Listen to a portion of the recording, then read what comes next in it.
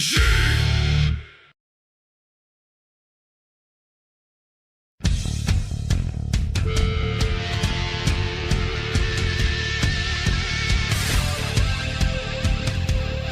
there you have it. Rolling Thunder Gaming, welcome to the show. This is Tarnation TV production.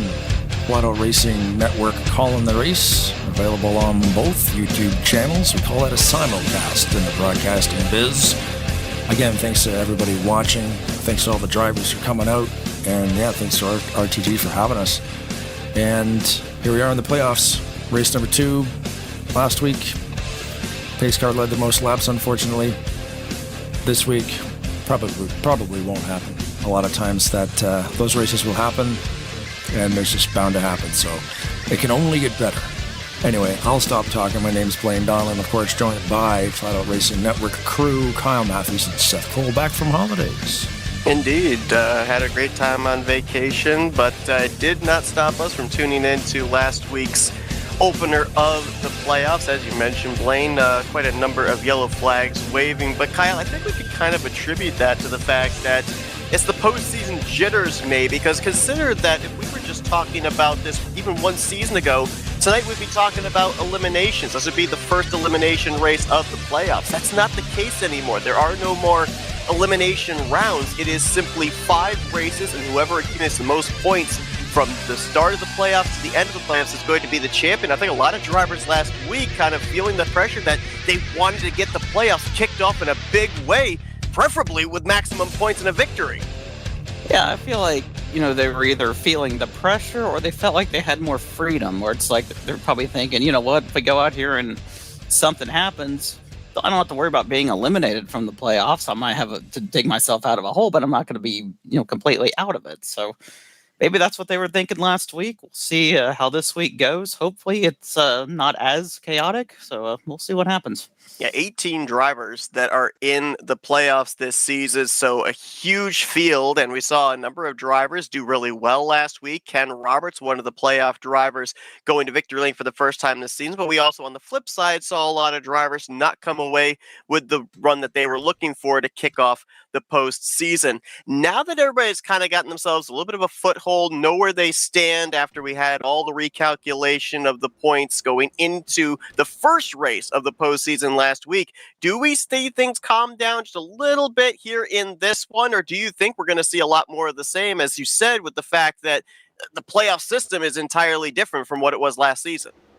I think we're going to see some guys that are near the bottom of the playoff standings. I don't want to call it a grid because it's really not, because we don't do eliminations anymore, like you said. But, I think we're going to see some guys near the bottom of the standings right there. Maybe they, might feel like they need to make something happen tonight, so they might make some aggressive moves. So, I don't know. We'll see.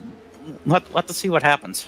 It's also going to be interesting to follow here tonight. We followed it last week, the implementing of all 18 playoff contenders starting in the final 18 positions. Playoff drivers could not start up towards the front. They all start at the rear of the field. They will do so again tonight, and they will do so through the entirety of the remainder of this playoff system. We saw last week a number of drivers be able to work their way up to the front, get good finishing results. Ken Roberts, as we mentioned, saw great runs out of Ulysses Sandoval, Kelly Causey. Do we see the same thing here tonight, or do we see maybe those drivers that found the success last week maybe find themselves on the flip side tonight due to the fact that none of the playoff drivers have good starting track position? And we know that more often than not, middle of the pack is what we consider the eye of the storm for the big one to happen.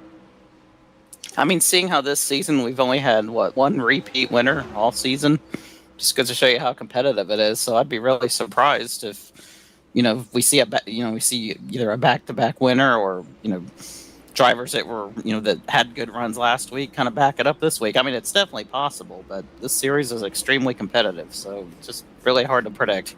And with 4 races still to go, including tonight, points are still awfully close between the 18 championship hopefuls. Only 51 points separating points leader Joe DeSpirito down to 18th in points Denny Carroll. We know that roughly with stage points included, the most a driver can gain is about 57 points in the course of a race. So it is still anybody's game in consideration of the championship, which still is yet to be decided within a month's time. But some of the big movers last week with his victory, Ken Roberts now moves up to 4th in the points. He's 20 points out of the top position. Craig Hagley, who had a solid run last week, now up to 5th. Ulysses Sandoval jumps up to 6th. On the flip side, you had Mark Pagley, who lost 7 spots. Josh Metallic lost 5. So it will be interesting to see how the different drivers play it in this one based off of how they were able to perform, the finishes they were able to get last week in the first race of the playoffs.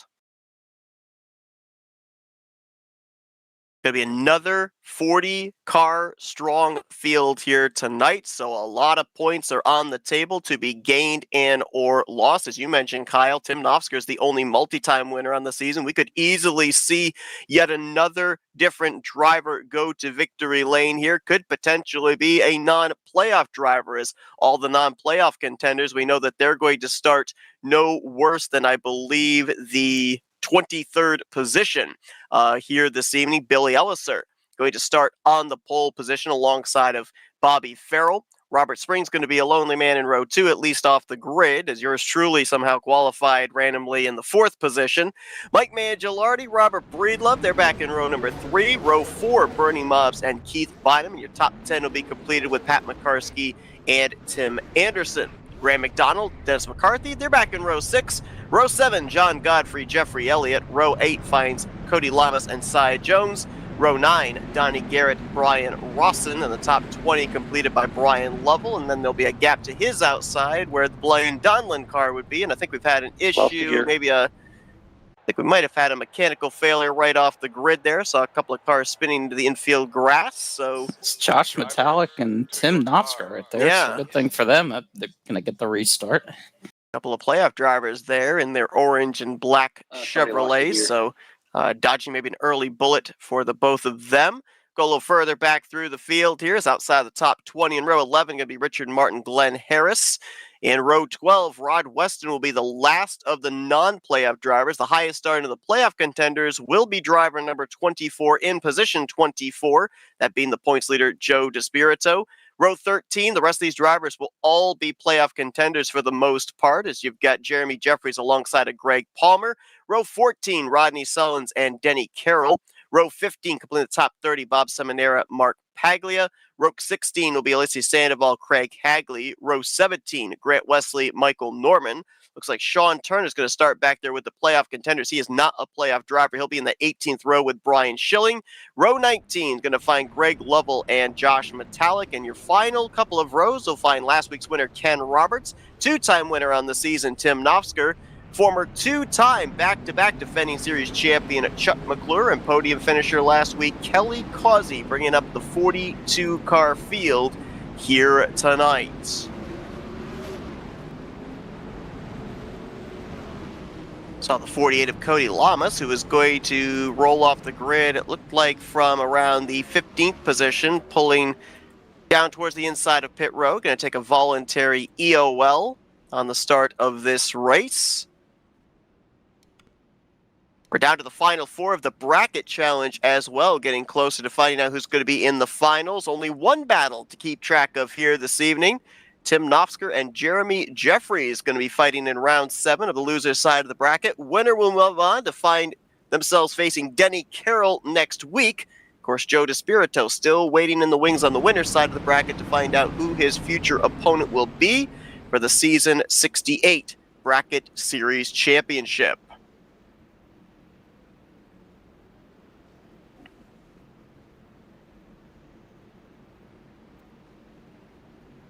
Last week we saw, I believe Blaine told us, 29 laps led by the pace car in the first race of the playoffs. So hopefully tonight, I don't know who exactly the pace car driver is. We know it's the David Cannon Tribute pace car, but hopefully we give them the night off and they don't have to be out there for a lengthy amount of time this evening. Maybe this will be the only lap that they have to lead here, this opening pace lap, and then turn it over into the hands of the drivers for 66 circuits at Talladega Super Speedway. The pace car I'm running to Dale Earnhardt's.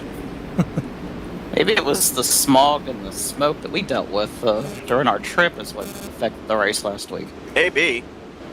Got got awfully far south if that's the case, but who knows? We'll see what these drivers have in store here. Second race of the playoffs.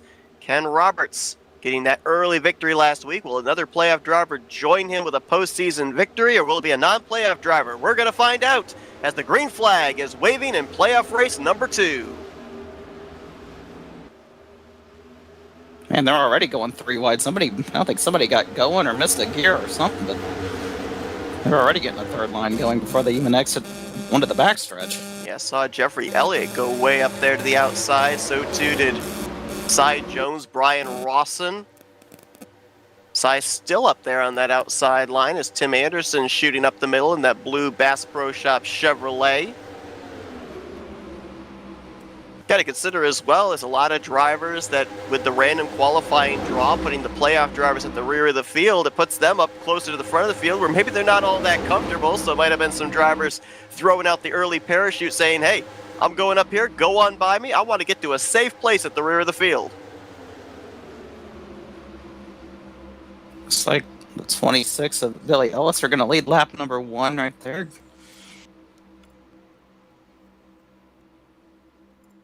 Flintstone's Dodge going to get himself a valuable bonus point there. Robert Spring, Terry Labonte throwback right behind him, but now Elliser will move up to the middle line there with the Richard Petty throwback of Bobby Farrell and Robert Breedlove.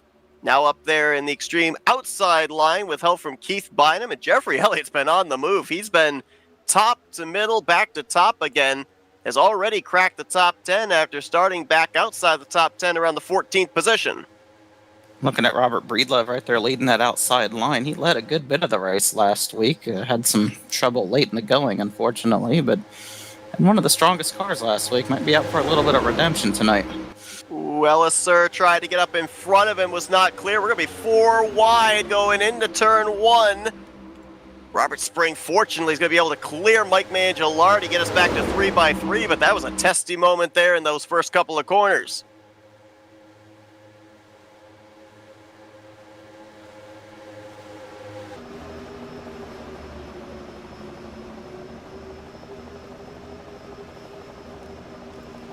You need to remember as well, a lot of these drivers up here that aren't battling for a championship, there is still the ongoing battle of staying in the top 30 in the point standings to make sure you are locked into the field every single week. A lot of these drivers hovering around that area, and we keep getting the 40-car fields every single week as well, bringing about, at times, necessary knockout qualifying. So don't think that these drivers aren't out here racing for something more than a checkered flag. They're looking for those points to give them that security, knowing they're going to make all the remainder of the races here in season 68 is nearly banging doors there between the 29 of Mangialardi on the inside, the 26 of Elliser in that middle groove. It's the thing I love about racing. There's always something to race for, even if you're not in contention for a championship. Go out there, try to win races, try to protect your spot in the standings. I mean, all kinds of stuff you can go for. Checking the running order real quick to see who of the playoff drivers has made up the most ground. Last time by, Grant Wesley was up to 19th. See him, I think he's the 6th car on that outside line, that red and white all-star game throwback. Josh Metallic, a couple of cars behind him. Greg Palmer, playoff driver, now in the middle 3 wide with Wesley. And that red, white, and blue number 22, and some more red, white, and blue right behind him in the form of Jeremy Jeffries.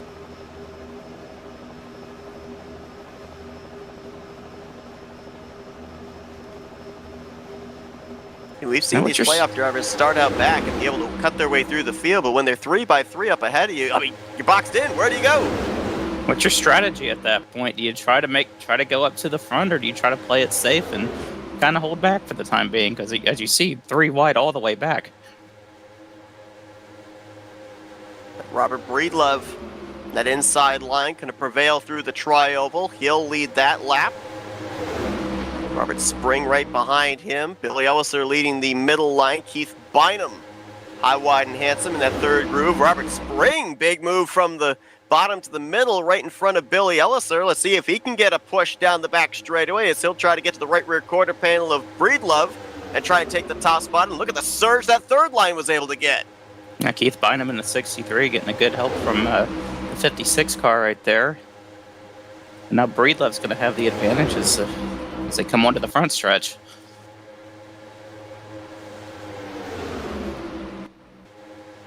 Three wide, about 8 rows deep, maybe 9 rows.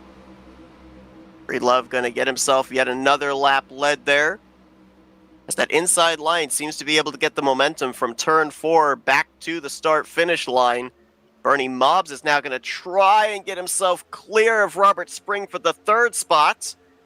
And Donnie Garrett, who, let's not forget, is one of those former winners this season, but didn't have enough points to have himself in the top 20 in the standings at the end of the regular season for a wild card spot. He's up here really now with nothing to lose. Would love to join Tim Nofsker as a multi-time winner this season. He doesn't have the pressure of the championship hanging over his head like a sword of Damocles. That's really dangerous right there to have somebody like that not in position to win the championship. Like you said, nothing to lose, so expect him to be aggressive.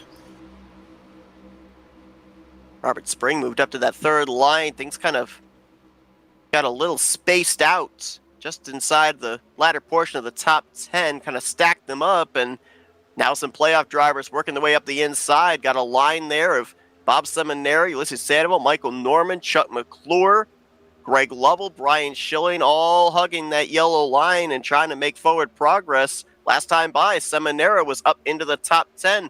Need to remember as well, completion of lap 33, those stage points are given out. Michael Norman ended up getting the stage win last week, finds himself still 6th in the overall points. Seminara, multi-time stage winner this season. You know these drivers, they are going for that target lap of 33 right now. Lap 66, they'll get to that. But right now, they're looking for that midway point because those stage points, with how close the standings are right now amongst the top 18 playoff drivers, super, super important. No, absolutely. They're planning ahead for that for sure, but kind of have a little bit of a split strategy amongst the playoff contenders. Some guys making a charge to the front. One guy I've noticed that's hanging around near the back right now is our points leader, Joe DeSpirito. I just kind of might just be playing it safe right now because we've seen how aggressive the racing has been already so far.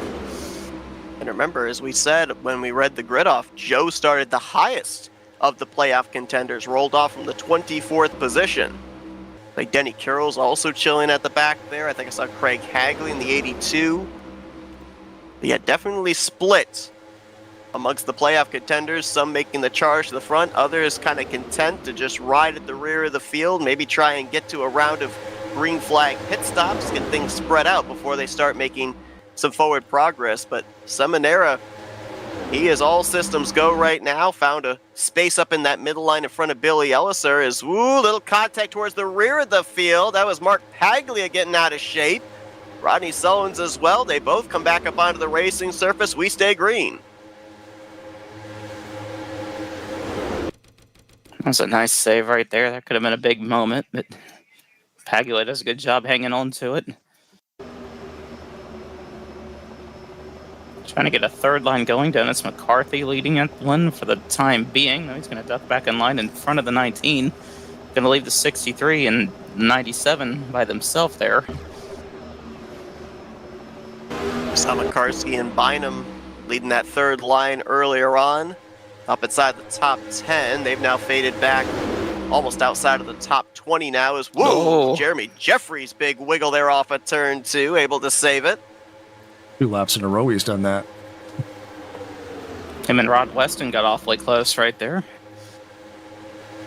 And Grant Wesley right behind him. There's a lot of playoff contenders right here that if trouble breaks out, they may find themselves swept up in it. Grant's back in this. Metallic, Causey, Sullins, last week's winner Roberts. Nofsker on the inside line there as well. So last thing these drivers want to see is an incident ahead of them that they have to try and dodge and keep their hopes alive. I mean, I don't think it's outside the realm of possibility to say with this system that if a driver ends up suffering a DNF here tonight, finishes outside of the top 35, that we could go back a month from now, look at that race and say that was the moment that they lost the championship. Very well could. I mean, see how close the points are right now just after one race here in the playoffs, but there are some drivers right there that can't afford to have another bad run.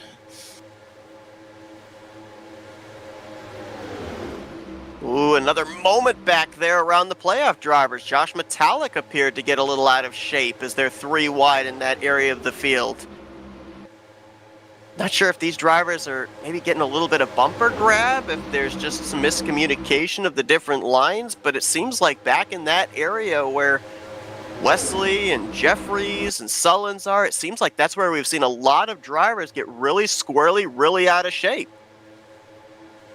See the 7 aside Jones have that same issue right as you're talking about it right there. I don't.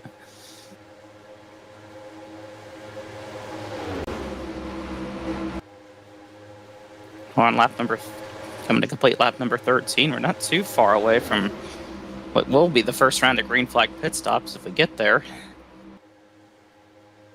And more than halfway through, I don't believe, with the 29 laps of caution they ran last week, that they had a green flag pit stop cycle in that first race of the playoffs. So if we do get to that point, which will be about 6 laps from now, it would be their first green flag cycle of the postseason.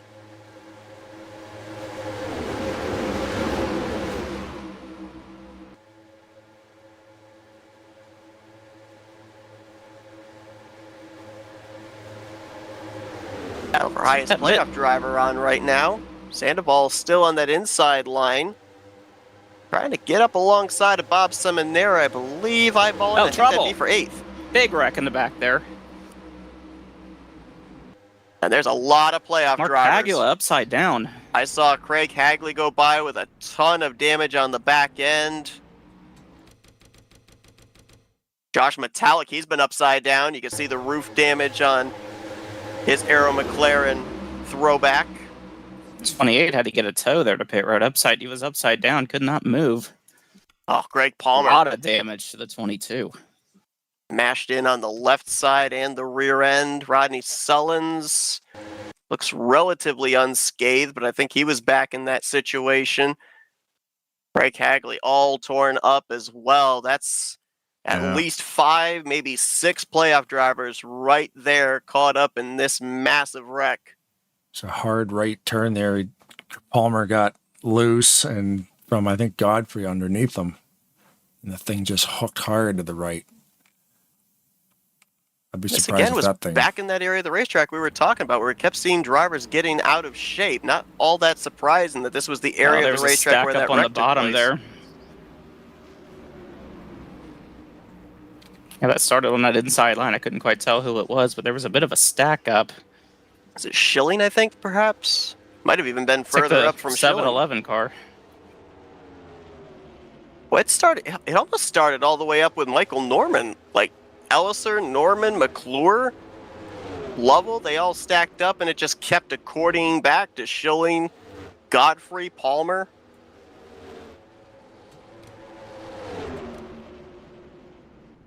And then when Godfrey gets down on the apron and comes back up, that's the bumper grab we talk about. It just hooks the front end of Greg Palmer's car, sends him straight up into the outside wall, and the big hit for Greg Palmer. Metallic as well, upside down.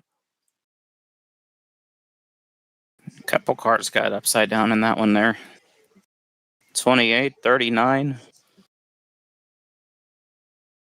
Rodney Sullins took a pretty good shot with the right front into the outside wall. We'll have to wait and see how up to speed that car is going to be. Danny Carroll was involved. Up.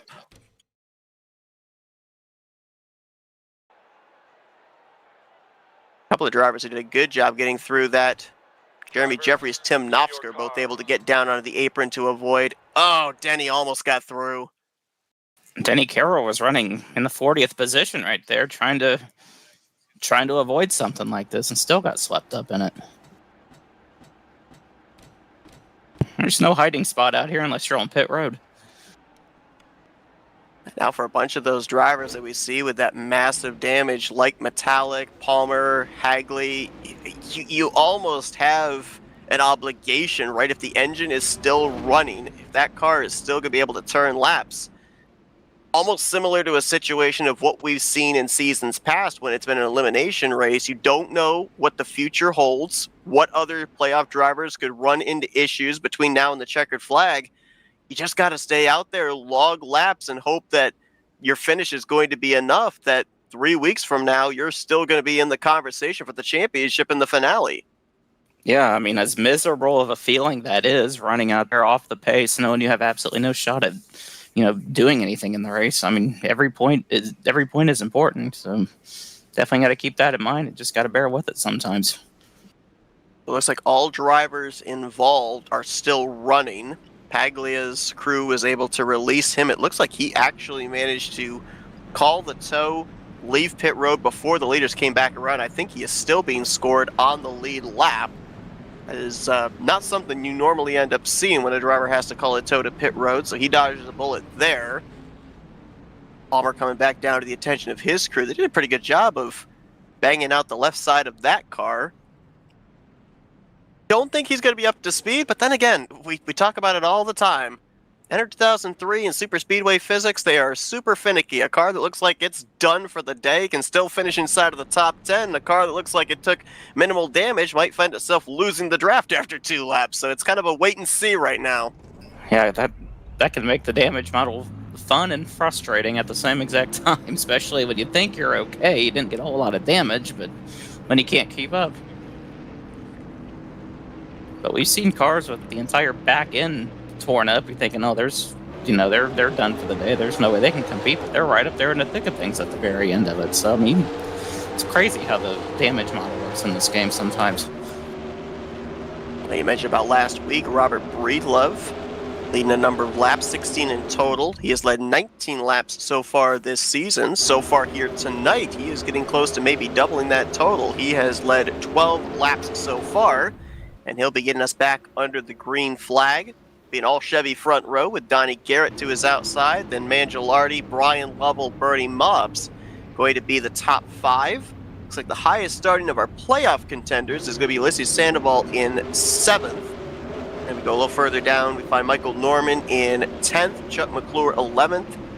Correction, make that Norman 11th, McClure 12th. Seminara, Causey, Greg Lovell going to be the rest of the top 15. Brian Schilling's going to be 17th. Ken Roberts 18th. Grant Wesley in 20th. Knopfsker will be back in 23rd. Jeffries 24th. Despirito 25th. Denny Carroll in 28th. Rodney Sones 29th. Then Metallic and Hagley back in 32nd and 33rd. Mark Paglia 35th. And Greg Palmer looks like he will start rear of the field in the 40th position. We'll be keeping our eyes on the front of the field, but we'll also be keeping an eye towards the rear of the field of a lot of those damaged cars. A couple of cars to keep an eye on. The 033 of Tim Anderson and the 43 of Richard Martin are both missing a gear. Which one specifically, we don't know. But it's like second gear for the 033. Maybe second gear for the 43 as well. I couldn't get the camera on both of them, but they both simultaneously went to the outside, so I'm going to assume second gear potentially for both drivers. No, man, that's like not that there's a good gear to lose, but especially on the restart. That's the gear that I always restart in, so I can't imagine what that is right now for me. You can see just how much ground they've already lost. Almost all the way back outside of the top 20. It's Breedlove with the top position here. I guess it's good to be sponsored by something related to a sun. Sundrop leading the race, Sunny Delight in second position. And you need a bright sunny car, it looks like. You do. You got the Tide Ride up there too. I mean, that's bright colors at least, similar. Boy, things got really tight right there with Donnie Garrett, Brian Lovell, Chuck McClure as they go up to the third line. Jeffrey Elliott, Bobby Farrell going to get freight trained in the middle. And Ulysses Sandoval now up into the top 5, the highest of the playoff contenders. As you look back towards the rear of the field, Josh Metallic trying with that roof damage to stay up in that pack. He's got Pat McCarsky helping him. But a couple of Fords, Greg Palmer and Craig Hagley, majorly off the pace, so you know that those are a couple of drivers that want to see a couple more yellows, specifically playoff drivers involved in a couple more yellows to keep their hopes alive. I believe Hagley came into this race the highest of the two, 5th in the points standings. Elliott goes around across the start-finish line. Billy Elliser went up and over. John Godfrey, Jeffrey Elliott, Keith Bynum involved. I think we may have gotten away with just a 4-car incident, but the 26 caught quite a bit of air.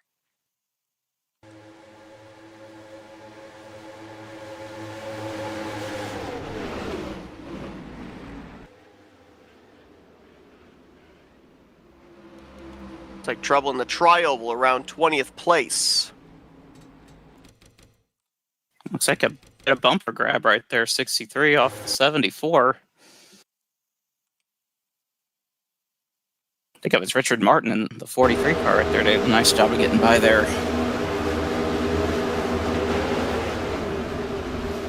And we indeed got away with just a 4-car incident, surprisingly, as Bynum swept up Jeffrey Elliott, Billy Elliser, and John Godfrey. Everybody else able to get through, and you had a couple of playoff drivers right directly behind that. Tim Knopsker actually had to shoot up the middle.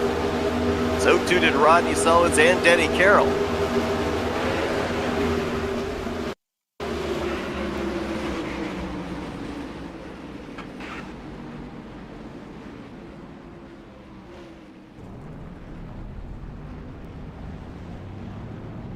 Well, the timing of this caution, very interesting, kind of around where drivers would have had to start considering green flag pit stops had we been green from the start of this race. So we're kind of back to square one of these drivers knowing they're going to have to pit at least 2 more times before the conclusion of this race. Right now, potentially around 5 or maybe less to go on that final pit stop. Think if you're even the playoff drivers, you pit now, right? Because you know you can make it the rest of the way to the halfway point. Looks like that's what's happening here. Well, I see McClure staying out. Kelly Causey staying out.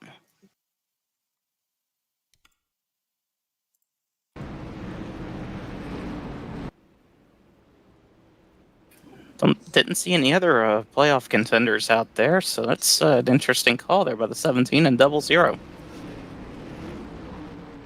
I believe that when we went back green, we were within 20 laps of halfway.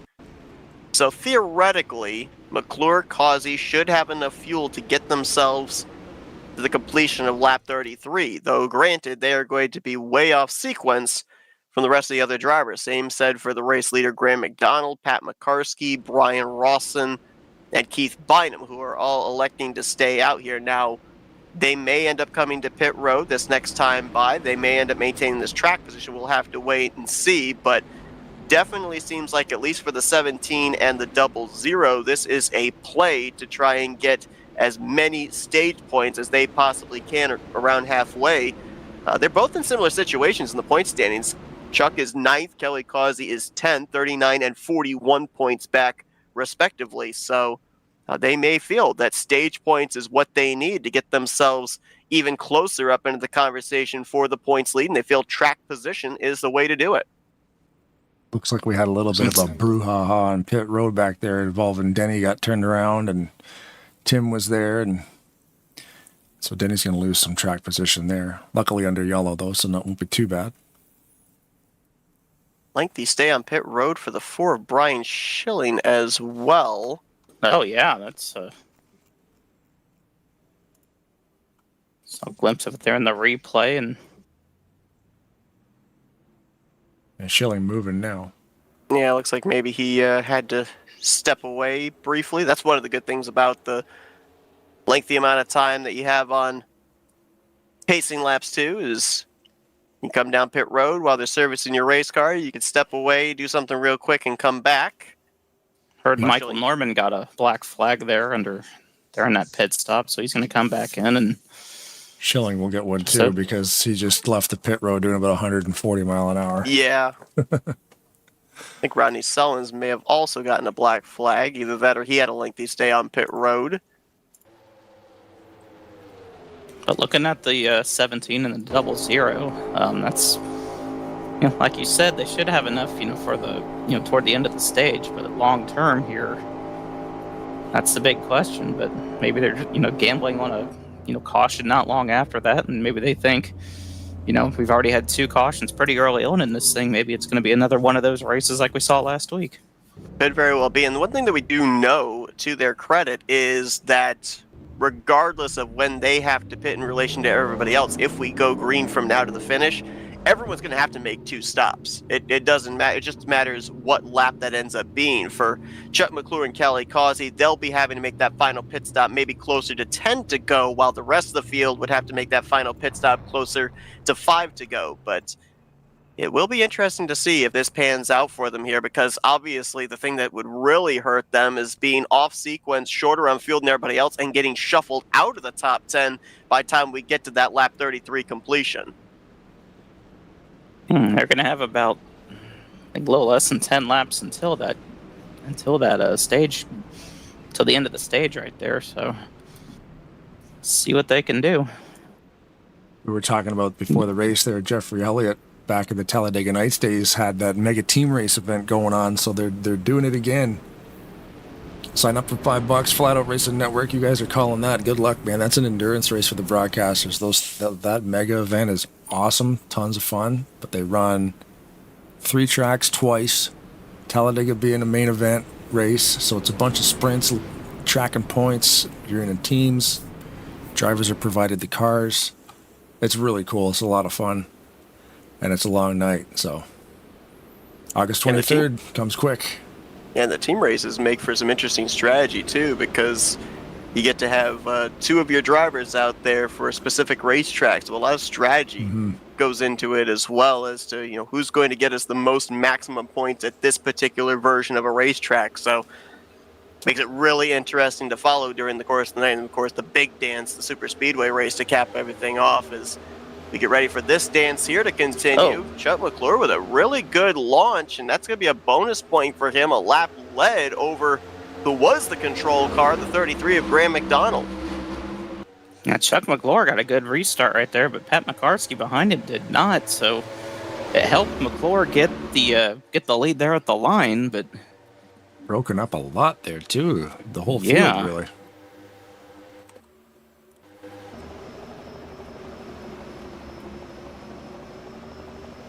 Trying to get her all sorted out there. Lots of gaps. Metallica round. And everyone, they avoided him, but Michael Norman's going to go around as well.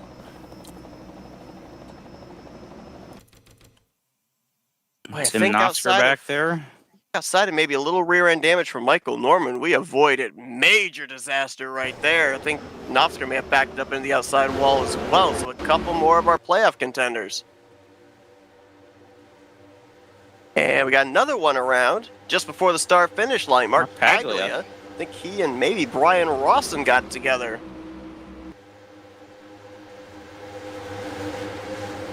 Yeah, it's having all the looks of being one of those races like we saw last week. Find out what happened with the 088 of Tim Knopfler.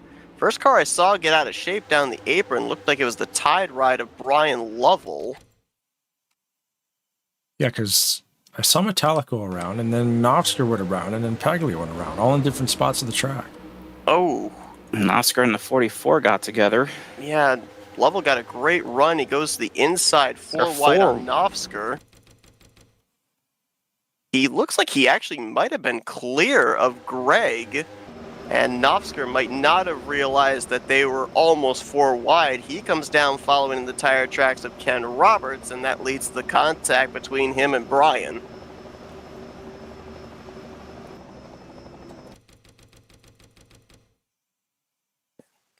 Then while trying to avoid, Cody Lamas comes down, gets into Michael Norman, who then gets spun by the 63 of Keith Bynum as everybody was scattering to left and right to avoid the Amp Energy Chevrolet. Yeah, I made a mistake. Yeah, I thought it was metallic, but yeah, it was an Oscar. Similar cars, especially from a bird's eye view. Yeah, last week the pace car led 29 laps, and Breedlove was the next driver who led 16. So he got the most laps led, because points can only go to the drivers. Unfortunately, yeah. So far, not too bad this week. 9 laps under yellow and 17 being led by Breedlove. So he's still beating the pace. He's still beating the pace car. Wow, 024 getting into the back of the 28 right there. That sent Paglia around. Yeah, at this point in time, until we reach 15 to go, it is frozen field. Drivers are to maintain their speed, but also hold their position. It almost looks like, as everybody was trying to hold their spots further up, it kind of started stacking them up a bit from about 15th back outside the top 20 when Paglia lifts to not run to the back of Greg Lovell. Dennis McCarthy right behind him gets into the back of him, and Paglia noses up into the outside wall. So that's 3 playoff contenders right there. Pretty significant hit for Knopfsker into the outside wall. Oh, wow. There was further contact there with Paglia. Cody Lamas and Brian Rawson both got him, too. Michael backing into the outside wall there in 4, and then Paglia with the hit to the wall, and then a couple of further hits there. So back-to-back-to-back incidents from turn 4 all the way down to the start-finish line involving 3 more playoff contenders.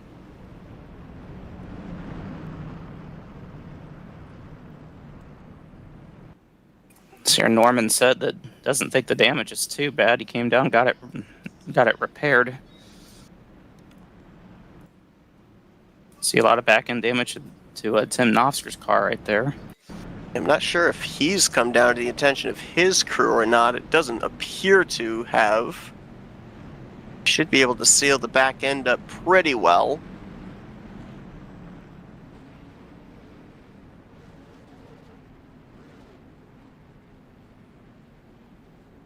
After that restart that we saw where McClure kind of got shuffled out, getting too good a restart with Makarski not able to stay with him, he now finds himself restarting back in 5th. Kelly Causey, the other driver that's on the same strategy with him of the playoff contenders, going to restart 1 row ahead in 3rd position.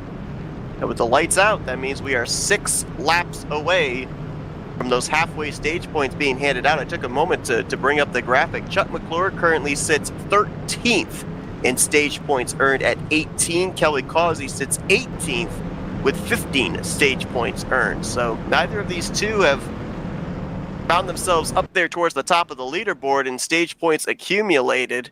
Trying to find some here tonight.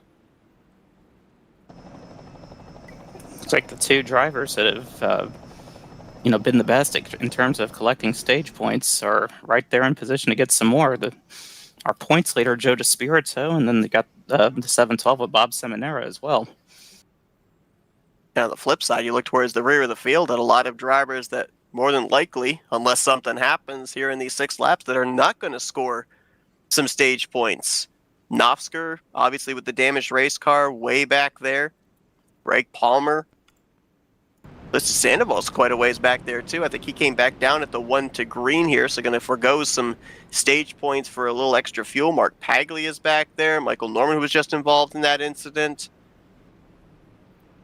So we may end up having more non-playoff drivers than playoff drivers that finish in the top 10 here at the conclusion of halfway. We'll have to wait and see.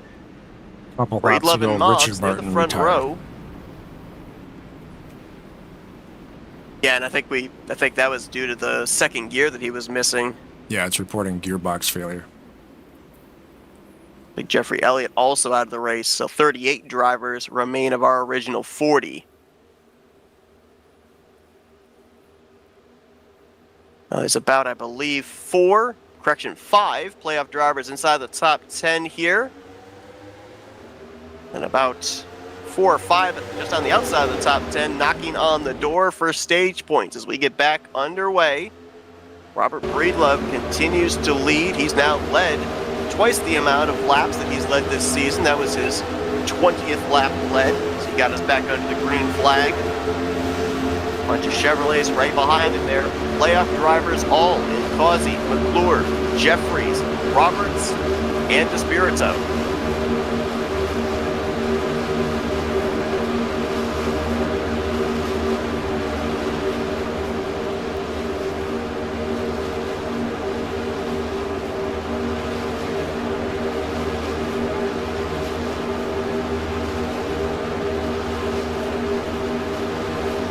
Palmer and Hagley have lost the draft once again. Tim Knopfsker's trying to hang on.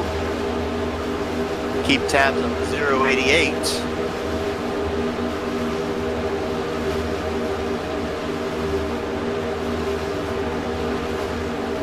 Brian Schilling trying to make something happen back there outside of the top 15 with Michael Norman, Ulysses Sandoval, and others trying to see if maybe they can make a last-minute bid for some stage points here, but they're going to have to take the long way around the racetrack if they're going to do so, because we're knotted up about 7 rows deep of double wide from the front to just outside the top 10.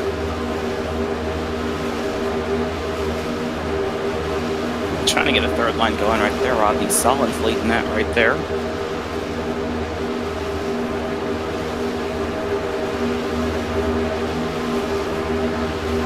Dead even for the race lead.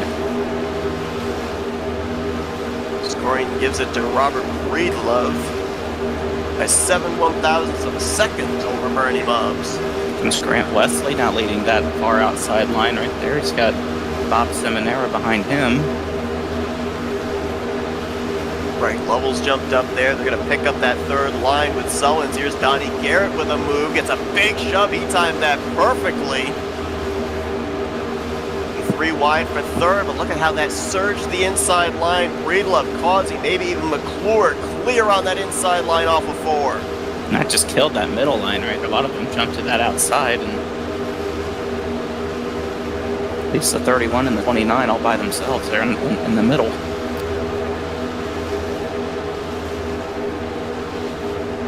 Lap 30 complete, lap 31 goes on the board. 3 laps to go until those halfway stage points are given out. Right now, I believe all but 3 positions inside of the top 10 are occupied by playoff contenders, as here comes Jeremy Jeffries to the outside. He's got last week's winner Ken Roberts with him. That's going to be the battle for third.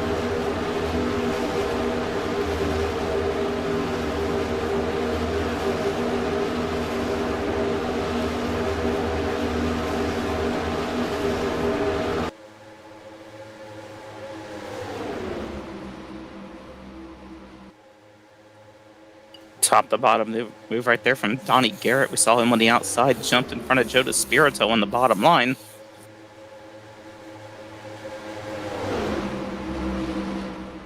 Just took a quick look. Jeremy Jeffries, he's 9th in stage points accumulated. Has a stage victory back in race number 7.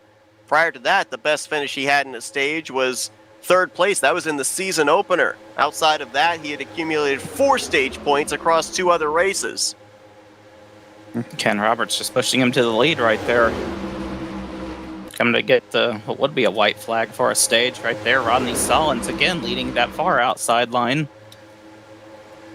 Oh, wow. Seminara and Sandoval moving to the outside. Now Seminara's going to lead that line. Not sure if that was communicated or just great minds thinking alike, but it might pan out for them as now Jeremy clear. He'll go to the inside. To the outside. So this is the final lap for the stage points. I think they know that. Yeah. Lots of movement going on up there. And a lot of playoff drivers, too. Mm-hmm.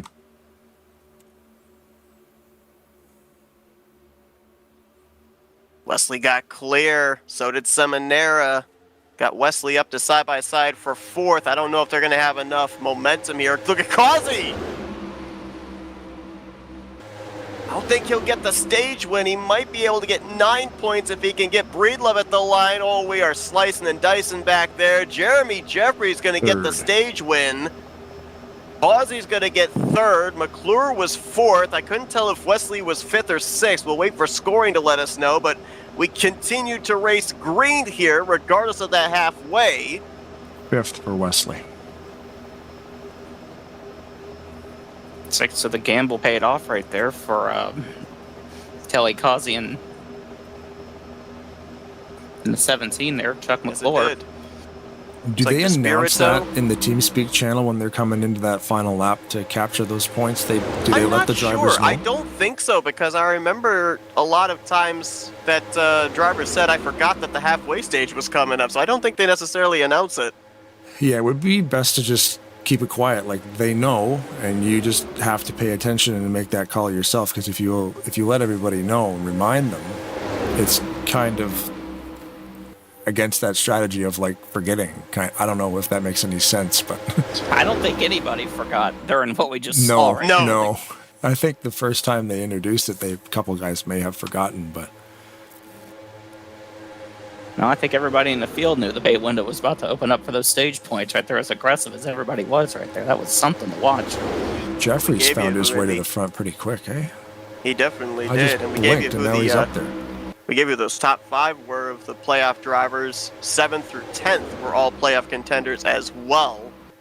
Seminara, DeSpirito, Ken Roberts, and Denny Carroll. So they ended up getting 4 through 1 points at the conclusion of halfway. So continuing to pad the points lead a little bit more is Joe DeSpirito getting stage points once again.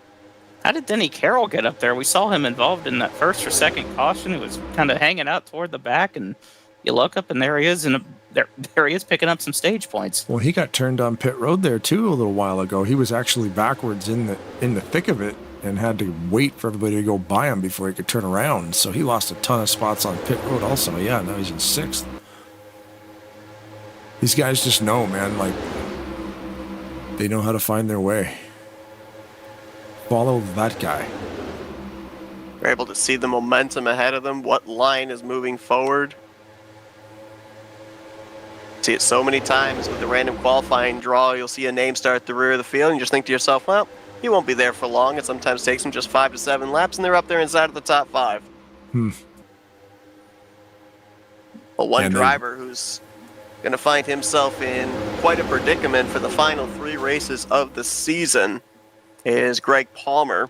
We saw him with a lot of damage earlier on in this race. A couple of laps ago, he brought his wounded machine to pit road and has made the left-hand turn to the garage. Greg will get credit for 38th here tonight. He already came into this race down in 15th in points, 47 points out of the points lead. So he's going to have to go on quite a run over the course of the next 3 weeks to have himself in the conversation for the championship in the finale.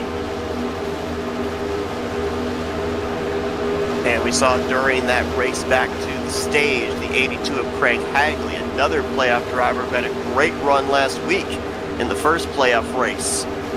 Fall a lap down.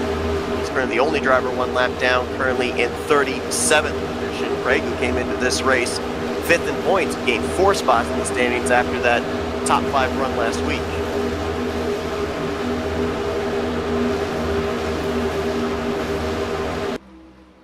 Oh, we mentioned Denny Carroll, looking at him right there, leading that outside line here, getting a good push there from Bob Seminara, Ulysses Sandoval. Chuck McClure coming to pit road.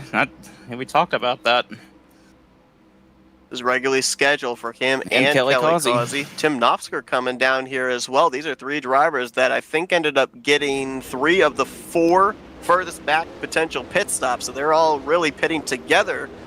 We'll have to see, though, if this thing continues to trend green, can just those 3 cars together produce enough speed to keep them on the lead lap?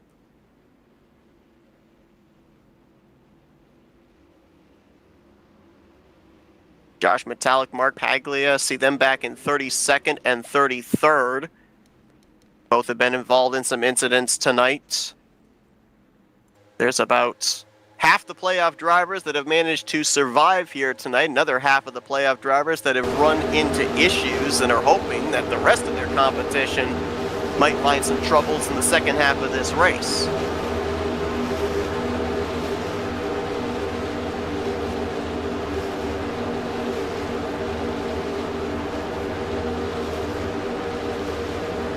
Everybody here should be able to go another 2 to 3 laps, I believe, before they're going to have to hit pit road.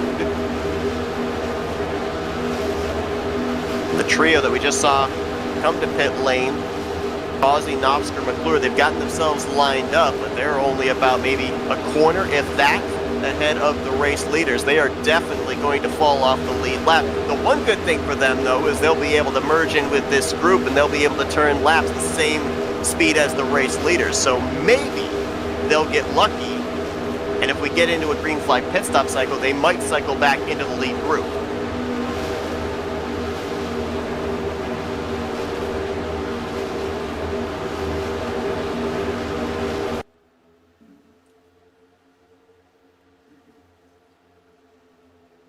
And Jeffrey's going to go to the outside. Well, he was. Now he goes to the bottom of him right there. Didn't know where Breedlove was going to go, but... Just getting a nice little toe. I mean, did you see the gap, nearly Yeah. car length he had over Breedlove? Using the toe of the draft off of those 3 cars down the back straightaway. And with them all lined up there, Breedlove, Garrett, Despirito, they couldn't reel him in. They lost ground to him. Just a single car being able to use that toe. We dub it the suck-up sometimes here in super speedway racing. Just being that last car in line can gain you 2, 3, 4 miles per hour more than the competition. That's cool for the 00, the 088, the 17. Technically, they're a lap down right now, but not damaged. They can roll with these guys, and when they all peel out to pit, they're in a great spot. They just drive away. They don't have to. There's nobody in front of them to block them. They'll all just peel off, and then they just keep going.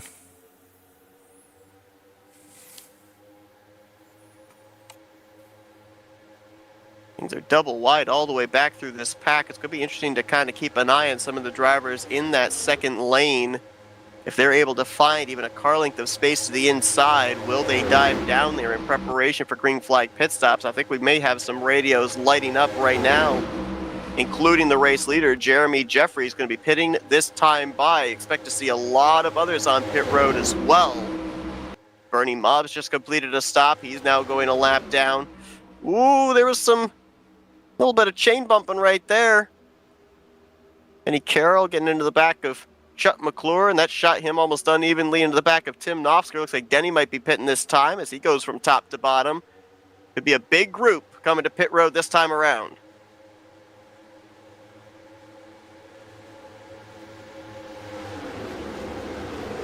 A lot of guys locking them up here. Denny around again on pit road. That's the second time. Oh, Denny disappeared. Yeah, I think he may have just parked it right there. That's a tough thing for these playoff drivers, too, is with them not having the benefit of qualifying and starting to rear the field, their pit stalls are right down here at the entrance of pit road. They got to get these things woed down in a hurry. Yeah. Looks like Ulysses inherited the lead momentarily. Yeah, we can confirm the 41 of Denny Carroll has retired from the race. That was a quick one. He may have picked up his computer and thrown it out the window. Denny was 18th in points of the 18 playoff drivers coming tonight, too, so this is not going to help his championship hopes. The car hadn't even stopped, and it had already been retired, so... Wasn't he in one of the final 4 in the bracket challenge? I believe he was. He was going to be whoever Knopfsker and Jeffries face off against next week.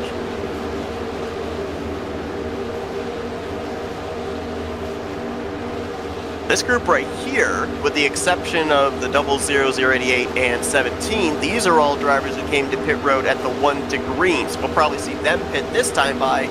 They had that little bit of extra fuel to stay out the extra lap.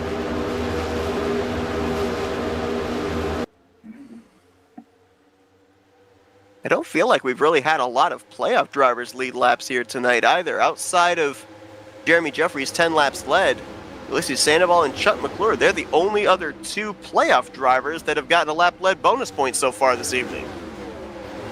And Sandoval going to stay out another lap. I believe Michael Norman was on pit road that last time by, along with Donnie Garrett, Billy Elliser, Cy Jones, Bobby Farrell as well.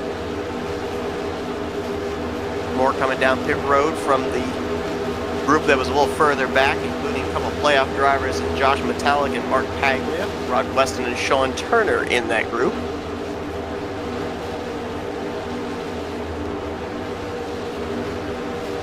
And Ulysses is in this time with his pack.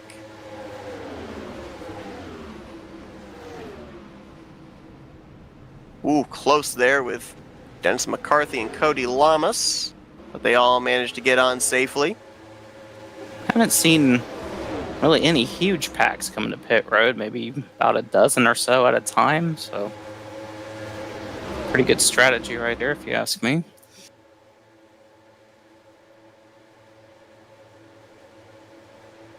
Looks like Jeremy Jeffrey's going to cycle out to the race lead. So far, it looks like everybody's been able to get their cars woed down to pit road speed. Have not seen any black flags issued.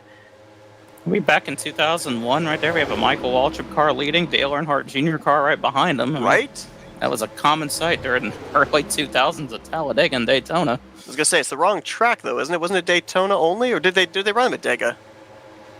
No, well, they ran him at Daytona, but I mean, just in general, Waltrip and Earnhardt, they were 1-2 quite a bit at both super speedways at that time. So this is a bit of a throwback here. Because they would have been both DEI, right?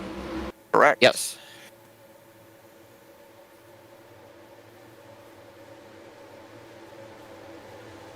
Well, we mentioned about Causey, Knopfsker, McClure all pitting together off sequence from everybody else. This indeed does work out in their favor. Kelly Causey's going to cycle, looks like roughly around 8th or 9th. As Brian Rawson and Keith Bynum coming down pit road here. I believe this is a second time for both of them. So they might have actually gotten hit with a speeding penalty. It looks like Knopfsker and McClure are going to cycle around to 12th and 13th. I think they're still going to be able to get enough of a whiff of draft to stay in the lead pack, however.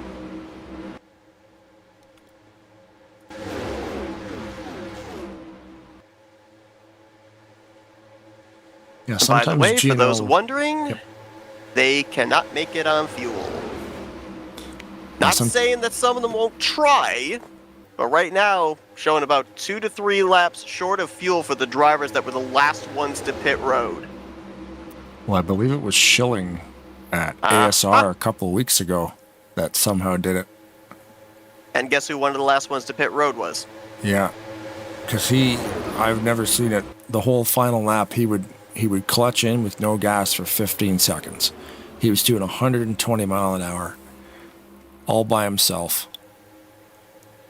So Brian Schilling is the Ryan Newman and Brad Keselowski of this series. I mean, you guys are just notorious for knowing how to save fuel.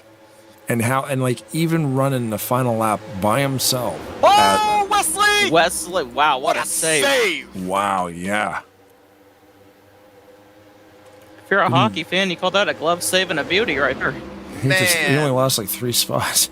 He's going to lose more, unfortunately. He's going to get freight train there, but boy, that could have been a lot worse. I think he's going to drop back to around 14th place. Might actually find a space right there. Yeah, Kelly Causey going to let him in, but boy, Grant Wesley not only saved his race, but he may have saved a bunch of other drivers too, because that car was headed back up the racetrack and might have wiped out this entire lead pack. Yeah, a lot of championship contenders up there, including our points leader right there, Joe DeSpirito. He's now running in the second spot after that. Again, as I said, I wish a feature that we had was heart monitors on these guys, because I think we would have seen a major spike out of driver 88 right there. People say, "Oh, it's just a video game." I'm like, "Yeah, you've never played this one." We've been playing this for 20 emotional plus, roller coaster. 20 plus years. There's a lot of time spent practicing, and then when you get out here with 40 guys, it is edge of your seat, white knuckle, not even breathing half the time. And when something like that happens, and Grant's got a really cool sim rig too, so he was probably very aggressive to save that thing, to say the least. I don't know if my plastic steering wheel could handle the abuse. Boy, over the last month or so, I've actually been practicing to try to get back in it. I got myself not myself, it's my dad's setup right there, but we do have a sim rig. Cool. But seeing this, I don't know if I want to try this or not. Maybe not at this track. Maybe start a little bit smaller track. Come on, Kyle, it's as easy as it looks. Yeah. They tell you it's fun. It never gets old. If it did, none of us would be playing this still in 2026. Be the first time I've played this on a wheel. I've always had a controller before that, but got to get the calibration figured out here. So yeah, once you lock that in, just go do a lot of test laps. A combination of like your wheel software plus the game settings, and once you get the perfect match, it's unbeatable, and it's definitely able to happen. because there's so many options inside the game, and then so many options in your wheel software, and together they can work in harmony. It's just finding the perfect mix. Well, You hear Brian Schilling playing with the throttle right there. I specifically saw Schilling, the trailing car, went inside. Oh, we are clutching when we can right now as driver number 4. On board. Yeah, the fact that he would put the clutch in with no gas. I was counting 10 to 15 seconds of no throttle at ASR, and he was only doing like 120 mile an hour all by himself on the final lap, which is about 60 to 80 mile an hour off the normal pace. And he won the race with no fuel in the tank, and he still had a 9-second lead. I remember I was a part of that race, and the first thing that I heard when the checkered flag was taken, I believe it was Josh Mattel, comes over the radio and said, "Did Schilling somehow make it again?" Yes, he did. These guys know that he's an aficionado when it comes to fuel saving. Because that race was fun to call, because we don't think Schilling. So then Rod, who everybody sees my screen, so then it's cool because the co-host can go back and find stuff. And he said, "Yeah, can confirm Schilling did not pit." And we're like, "No way," because there's 3 laps left and everybody went. So somehow he found a way. The thing that really impresses me right now with Brian Schilling, just based off of what I know with this setup and this track combination, is when you're the trailing car, it can be very difficult to stay latched on to the tail end of the field when there's single file like this. He's not only losing speed going into the corner with clutching, but he's been able to still stay in touch with Donnie Garrett and the rest of this field. So both things are playing to his benefit right now. You see him lose a little bit of ground here. He'll use the draft to be able to get a huge run up into turn 1. As soon as he goes into turn 1, he'll throw in the clutch, let that momentum carry him up to the back bumper of the 77 again. Now, one thing that could be helping him is that a bunch of these drivers here in this pack could also be backing the pace down a little bit to try and make it on fuel, or at least get themselves into a window where if they do have to pit, they'd have to take only a splash of fuel rather than a half can. So that might also be helping him out, as the pace may be backing down for this lead group overall. And knowing, like you said, knowing when to clutch, because he's doing it in the spots where he's got 100% momentum. Chuck the clutch in for a couple seconds, and it's like you're not losing that draft because he's doing it. He's perfect timing. The one that's at a huge disadvantage right now is our race leader, Jeremy Jeffries. He does not have the luxury of being able to save fuel right now. Maybe try to get a little bit of a draft off some of these slower cars that are coming up on, but he's the lead the lead driver right now, not unable to save fuel. So that is not a good feeling right now, unless a caution comes out. Yes, right now, if I'm Jeremy Jeffries, Joe DeSpirito, if I'm some of these guys that, for sure we know Jeremy can't, but if some of these other guys know they can't make it on fuel, I'm pressing the issue. I'm full throttling right now, trying to see if I can build a bit of a gap back to the 4 of Brian Schilling, who's saving, force him to have to try and use up fuel to stay in touch with this group, knowing that you're going to have to make at least one more trip to pit road. It's easier said than done, because you can have the foot down to the floor and still the drivers behind you able to draft up to you, but yeah, you're right. For Jeremy right now, I gotta feel that Jeremy would love to see a caution right about now, because that would allow him to come to pit road, maybe maintain the race lead and have control of the field for the final run to the checkered flag. If we go green the rest of the way, I don't see a scenario where, even if Brian Schilling can't make it on fuel, I don't see a scenario where Jeremy comes out with the race lead. I think he's going to have to take on more fuel than some of the other drivers behind him. So it's Tim Knopfsker and Chuck McClure. They were the first ones to come down pit road on that last round of green flag pit stops, due to them staying out under that caution to try to get some stage points. Yeah, they're in cahoots for sure, because they're coming in here together every time. They're going to have to take out a full can of fuel. They're about 8 laps short of the finish. It's a smart move too, because the way that the leaders have to start at the back. I mean, it's a 55 mile an hour speed limit, but you're slowing down so early to hit those final spots. It's nice not to be crowded by an entire pack of cars coming to the green flag pit stop. Exactly. All three of them Especially when at you're the playoff back. drivers. Bang. Yeah. It's a little bit less chaotic doing what they're doing, using the Bob Dixon technique. Rest in peace, Bob. Coming down a little bit earlier just to stay out of the tornado, you know. Just out of curiosity, riding with a couple of other drivers that we know like to play the fuel gamble strategy. This is Sandoval in the 7th position. I'm not really hearing any half throttling out of him, so it sounds like he's pretty full committed to making one more pit stop. Grant Wesley, little half throttling down the back straightaway there behind Graham McDonald, but for the most part, I think all of these drivers are planning on them having to hit pit road. Is Greg Lovell going to peel out? You're showing the onboard from inside of Grant Wesley's car. I love the steering wheel look right there, the stitches of a baseball. I forgot, how many stitches are in a baseball? Did they actually put that many in the steering wheel? I don't know how many stitches are in. Oh, I used to know the answer, and I can't remember.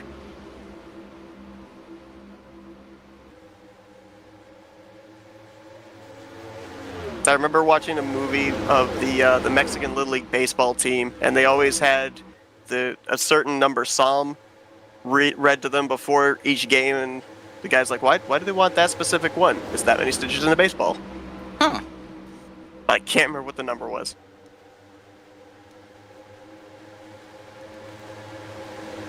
See Bernie Mobbs and John Godfrey going a lap down there. They were just on pit road a lap ago. Now the games begin. What lap do you pit? I think for Jeremy Jeffries, furthest he'll be able to go is lap 63's completion. Everybody else behind him might be able to go a lap or two further, but I don't know if they're going to be able to make it the entire way. Grant Wesley making a move on the outside. Looks like Rodney Sollins is going to go with him here. Now the question here is, does Grant feel he's got enough to make it to the end, or is he trying to pick up a spot or two on the racetrack before trying to pick up some more on the final pit stop?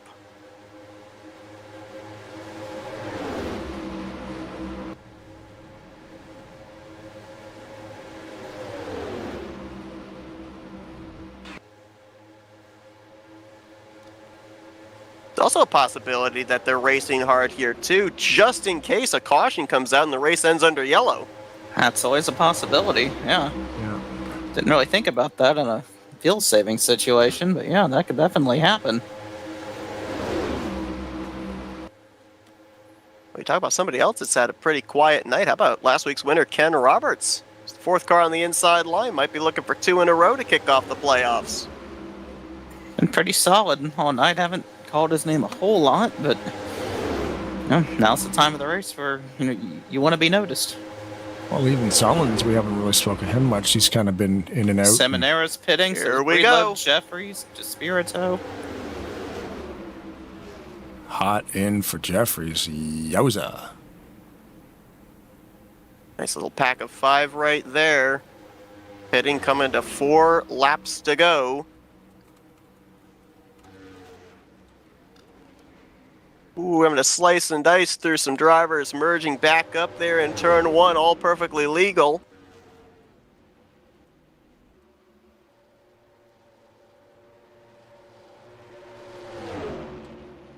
Now the question is, can Wesley make it? Can Sullins make it? How about Graham McDonald having a great run now up in the 3rd position?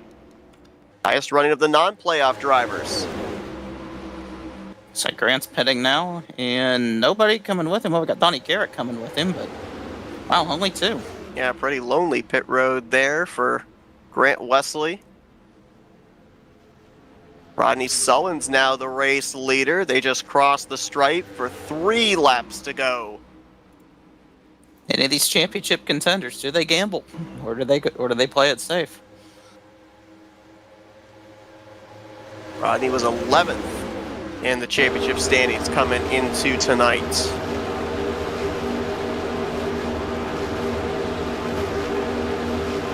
We got Dennis McCarthy up here in 4th, Cody Lamas 5th, Bobby Farrell 6th. We could have an underdog story here tonight if someone's got the fuel to make it.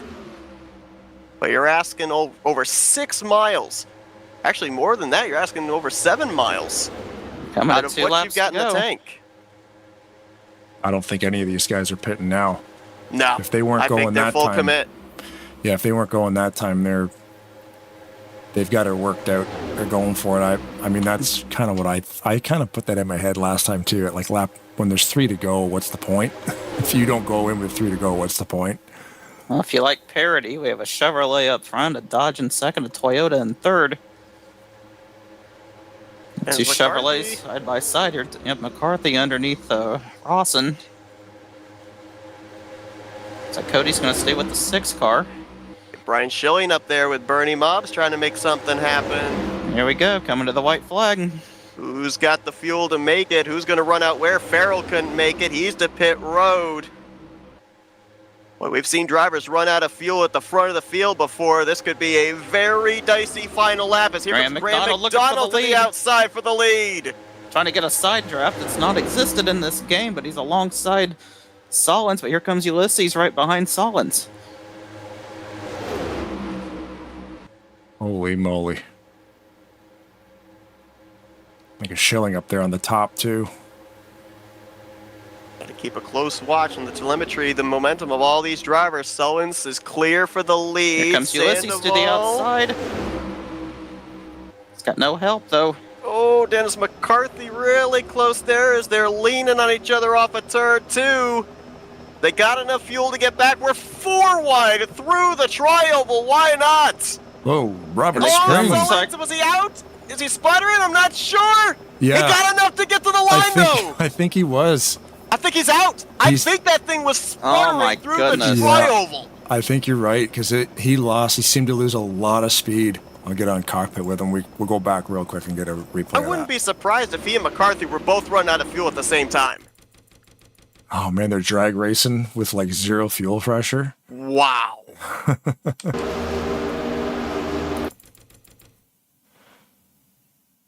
Because he's running about, his tack is bouncing around 7,500, and it starts to fade right there. So yeah, they were running out of gas. It didn't run out completely, but they were definitely losing fuel pressure. That's awesome. We had 6 lead lap drivers be able to make it on fuel. Sullins, McCarthy, Sandoval, McDonald, Schilling, and Lamas. And there were a ton of lap cars in the mix of that as well. Rodney Sullins, it looks like that car's pretty quiet. Interval at the line was 32 1/1000ths of a second, and Rodney Sullins will become only the 2nd driver this season to park his car in victory lane on multiple occasions, joining Tim Nofsker. Boy, at that point, you're just coaching and encouraging your car. Come on, you're almost there. You can make it. You can make it. Come on. Yeah, I don't think that thing's going to make it back around to pit road. He's going to need a little assistance. No burnouts tonight for Rodney Sullins. It's straight to victory lane for that car. Yeah. That's pretty awesome. I mean, we were talking about Brian Schilling almost potentially being the only one that could make it on fuel. I'm shocked that so many drivers were able to. But again, I think that goes back to what we were seeing with Brian being able to stay with the lead pack. I think there were a lot of drivers that had really backed the pace down to be able to make sure that they would at least have a shot of being close on fuel. And it looks like Craig Hagley is going to be the gentleman here to help Rodney get back to, if not his pit stop, at least victory lane. Or I was told that if he can't do burnouts, his win doesn't count. It doesn't count if you can't do a burnout. You don't celebrate. Well, someone's doing a burnout there. The 82. So I think. But really, you talk about neutral, Rodney. Talk about being shocked that that so many of them made it on fuel. I thought it was going to be one of those situations where they were just going to start dropping like flies, and we were going to get a surprise winner out of this thing. I mean, we kind of did, but I should have just ran it out, to be completely honest. But I wanted to just come in and take a splash, and just nobody in the same pack went with me. So you said you ended up pitting there? Yeah, I pit with like a couple laps to go because I was 1 lap short. No matter what I was doing to save gas, it just wasn't gonna work. I should have stayed out that 1 extra lap. I could have went 1 more when I came down pit road, but it's Talladega. everybody was coming down pitting. That was definitely a very close. I'm just happy I didn't go a lap down. So 17th place for me is pretty good. But man, I'll tell you, these guys, they were racing pretty good this week. Yeah, they definitely were. We only had what, like 1 or 2 cautions? I think it was one or two. No, it was like 2 or 3 actually. I think we had 3. Had 3, but a couple of them were rather small incidents too. And we had a near miss there with Grant's big save. So yes, I was a witness to that. Could have been the caution. 108 double stitches. Thank you, Jeff. 108 stitches in a baseball. 108 stitches. Interesting. So we're going to have to, next week, that's going to be our thing, is we're going to have to go on board with Grant and count the stitches in the steering wheel, see if it's accurate. That's if he's running that scheme. I think he alternates. Oh, that's true, too. He's probably going to be in the NOS next week, so I have to do it in 2 weeks. But it's going to be a huge points night for Rodney Sullins, who came into this race 11th in points. He was 41 points back. He was technically tied with Kelly Causey for 10th. Ulysses Sandoval, who's going to finish on the podium in 3rd. He was 6th in points coming to this one, 37 points back. And Brian Schilling. The 63 was a lap down right there. So. Oh, okay. So I guess that works. And Brian Schilling finishing 5th. Brian was 16th in points, 48 points back. So it could be a huge points night for him. Mentioned the 6 drivers that crossed the line there, made it on fuel there. Back to Cody Lamas, the battle of the drivers that pit. Bunch of playoff contenders finishing inside the top 10 with Jeremy Jeffries, who I believe just barely got the bonus point for most laps led. 25 laps over Robert Breedlove's 23. Grant Wesley's going to end up 8th. Joe DeSpirito, the points leader, going to be 9th.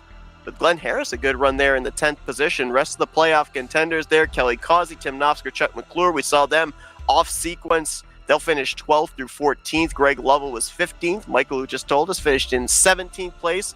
Bob Seminara finishes the last car on the lead lap in the 19th position. And then some drivers that the night just did not go their way of playoff contenders that ended up finishing a lap down or more, including Josh Metallic. A lot of roof damage, almost the majority of the race for him, 31st.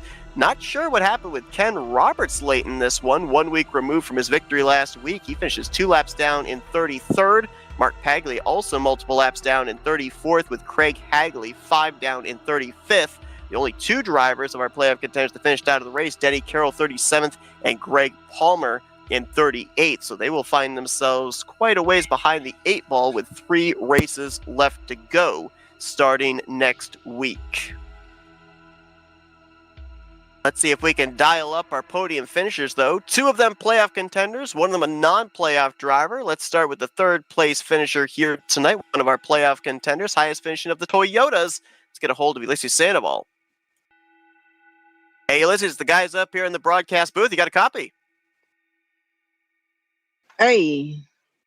I'll tell you what, we were doing a little sleuthing on you and a bunch of those other drivers in that pack, trying to figure out who was trying to half throttle, clutch, save the fuel to get to the end. We know you're not afraid to go outside the box in terms of fuel strategy, but it was almost looking like, it kind of puts me in mind a couple of seasons ago when we covered a race and we saw about 8 drivers run out of fuel from turn 3 all the way around to the start-finish line.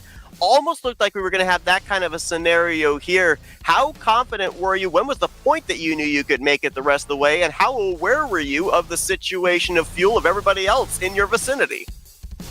I actually was discussing with Graham, who was the only teammate I had in there, what the others would do. He was actually the one chilling over there, because I was like, we should do a move or something, because they might finish the race on gas and all that stuff. And Grandma said, just continue, just watch them leaving one by one. But I feel like that overconfidence didn't pay that back, because Rodney got around us, and when I really wanted to stay on the outside lane, he suggested me to be in the bottom, because when everybody's about to pit, they stay on the bottom. But that cost me being an outside lane because we saw track position. But unfortunately, when everybody else was on gas, the race was decided by a bunch of lap down cars who were trying to race us or at least that's what you think. But they're all same in the same group, bottom lane, boarding race, and it costs you a valuable spot. I'm still curious to see where that puts me in the chase standings. I know P1 in points wasn't around, and neither P2. So curious to see where that gets me. I'm not well aware who else is in the chase, who finished in the top five with me. So I'm hoping for the best at this point. Yeah, right now, unofficially, it looks like you've moved up a spot to fifth in points, 34 points out of the points lead. When I look at yourself and the other 5 drivers in the top 6 that were able to make it on fuel, the one thing that stands out to me was the decision that all 6 of you made back around the halfway point of this race. There was a bunch of gambling of drivers trying to get track position for when we reached halfway. You and those other 5 drivers came to pit road at the 1 to green. We went green the rest of the way. How much of a mental chess game is it to take a gamble of giving up that track position just in case a scenario like this could play out later on in the race, foregoing the possibility of stage points at halfway? Yeah, we were like, let me see, 15 or 20 laps. No, maybe 15 or maybe 10 laps away from the midway points. So I decided to top off and try to do something, some moves later on because I had plenty of laps. But then we had another caution, and that had the stage close to us. And since I was in the back, I just gave it up. I gave it up. Everybody else stayed it out, but I really gave it up. I still was. I actually was close to get some stage points. I finished 11th, unfortunately, but I was close to the stage points. But I can't imagine that if we had more laps, we would have had those stage points because with less than for about 5 laps, I went from last to 11th. I feel like with 10 laps, I would have done much more.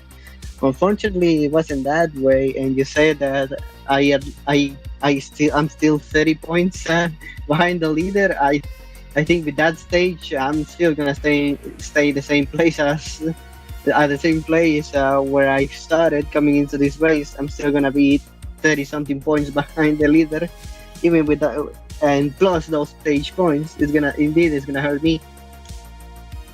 Now, obviously, if we were talking to you a season ago, we'd more than be likely mention you as a driver that's moving on into the next round of the playoffs. This would have been one of the first elimination races of this season. But now with this new playoff system, it's just 5 races, and whoever ends up having the most points at the end of this postseason wins the championship.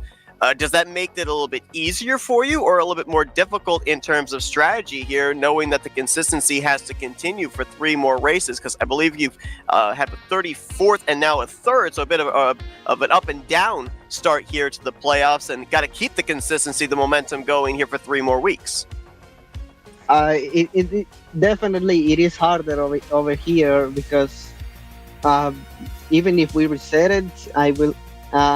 Well, when we get to the final, everybody will be even on points. Right now, they had about a 30-point advantage, and that's what 30 positions. That's a lot. So if the guy on P1 on points just finishes 2 spots behind me, that isn't gonna cut it. I feel like I'm running out of time. Even if I have a podium, I think last race I finished ahead of him. And today I did the same thing, but still, those points that you get for being first and the points in the regular season plus your wins are really paying off. I think the consistency from the regular season is paying off because right now it feels like I'm running out of time. It feels like I'm running out of time. It feels like even if I finish it feels like I regret doing the moves I did. I regret some of the stuff I did because I would have gotten a P2 or a win, and that would have been even better. Would have been even close. I also regret not being part of the stage points because 10 more points. It'll be what, 20. I would have been 15 points if I would have win the stage and the race. If we finish where we at, and then I win the race. So it's a desperate situation indeed, because you keep moving on and on, but I don't know. 5 races feels too short. Hopefully next week it will prove me wrong. We will have something better happening. I hope.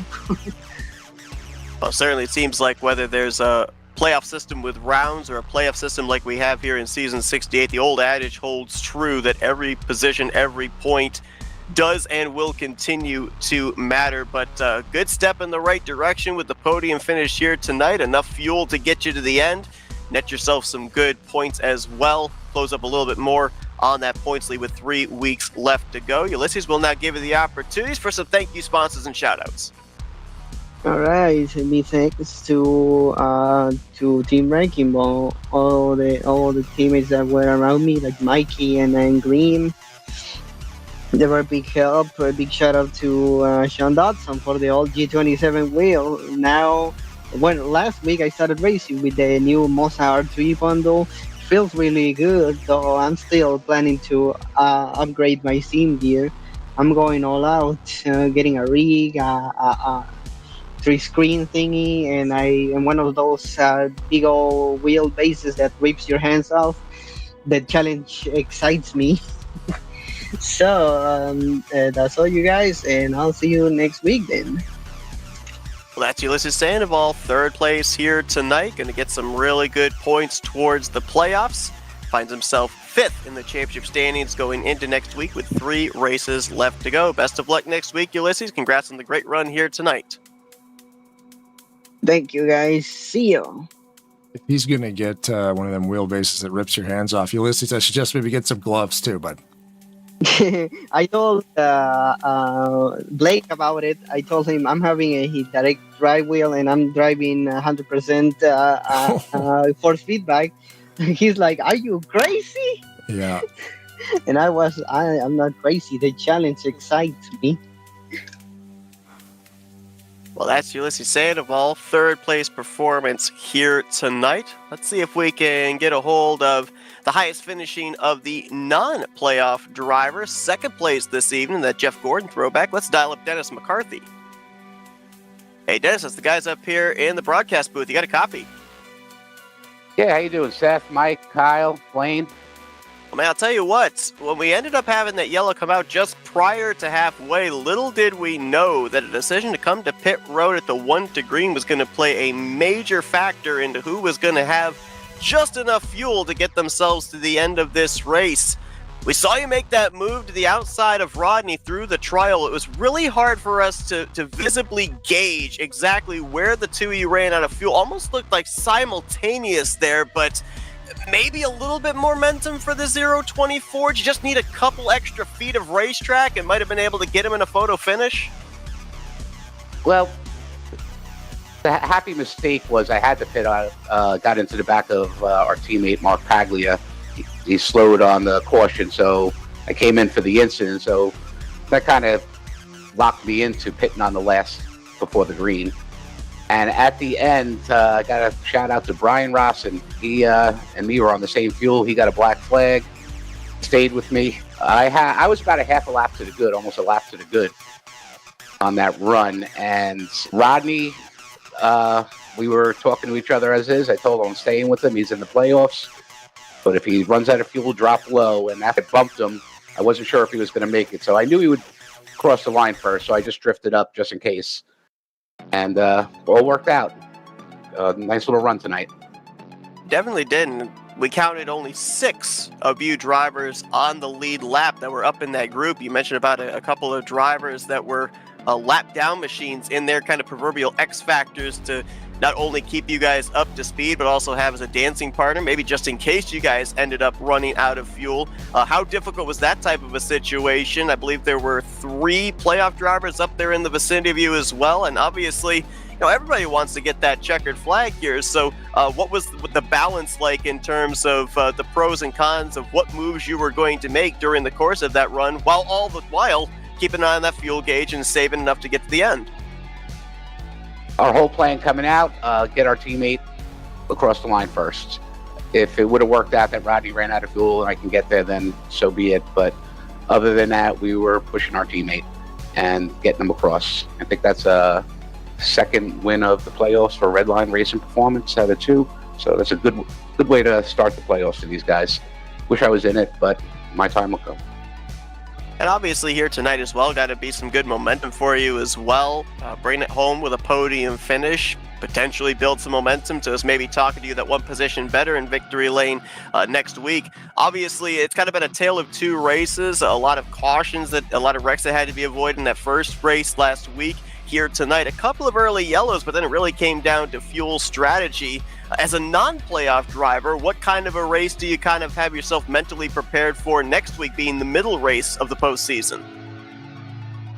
It's tough when you're not in the playoffs and you just don't want to ruin anybody else's fun at it, but you still want to race. So you kind of, I try to just stay in the one line, cruise, get to the pits, let things separate a little bit, and try to let these guys do their thing. I mean, they worked hard all season. I don't want to be the one. I'm sure a lot of us don't want to be the one.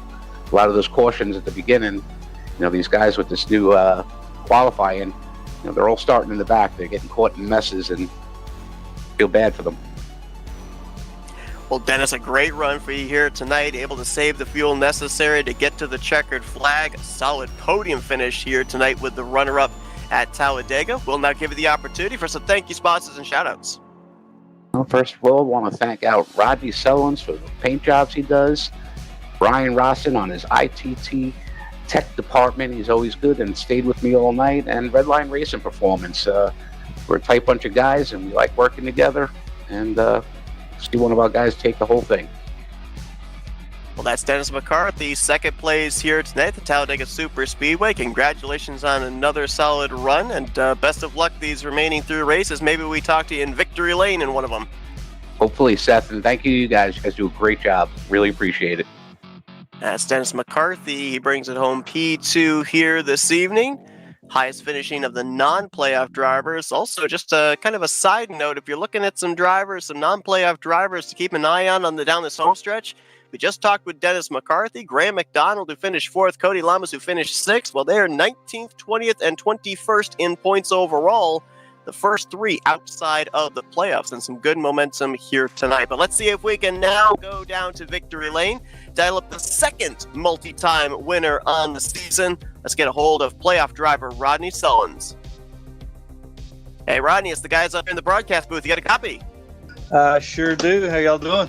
Hey, we gave you a little extra time so your crew could push that car back to victory lane. Just enough fuel to be able to get yourself across the start-finish line. Not enough to be able to do any burnouts, but hey, a trip to victory lane with fuel or without fuel is a trip to victory lane. You jump up quite a ton in the point standings with this victory here tonight. Your second of the season, 7 spots gained, 4th in points going into next week, 33 points back. But you kind of had to do 2 things there in the final laps. Not only did you have to make sure you had enough fuel to make it, but you had to be aware of who was where in terms of fuel available behind you as well. So kind of playing defense on 2 different fronts. Yeah, I knew Ulysses and Graham, we pit together. So I knew they were about the same, or well, exactly the same, honestly. They were a little further up front. I didn't know how much they were able to save. I was trying. And then they actually went down with the other guys when they were going to go ahead and pit. I'm assuming that was to save a little bit more gas, and it probably worked, but I stayed behind Grant because I knew I might be able, to get around him, because I know that might have been the pass for the win. So I stayed behind Grant in the second lane and got around him. And I knew some guys that were coming that had topped off again or pitted a lap later. I know, I'm pretty sure the 024 of Dennis McCarthy was good to go.